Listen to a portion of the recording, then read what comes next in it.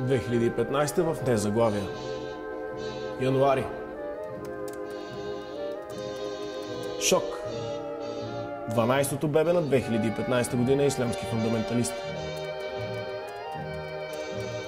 Изобретиха ютия, която да може да се ползва от мъжете.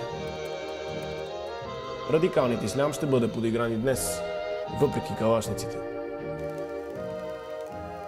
Карикатуристите от Шарли Ебдо получиха полагащите се на убийците им девици. Съпругата на Петко Сертов връща и Тодор Живков.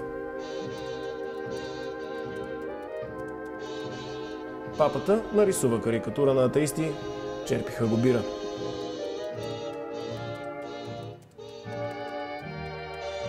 Булгартабак. Контрабандните цигари не причиняват рак на белите дробове.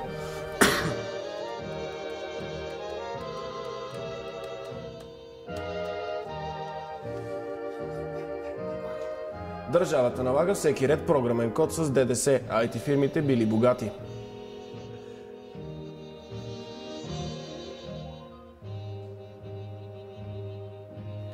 Европейският съюз ще разчита на българи от Фейсбук да оправят Гърция за 800 дни. ФИФА прие националния отбор на Ислямска държава срещу $100 милиона.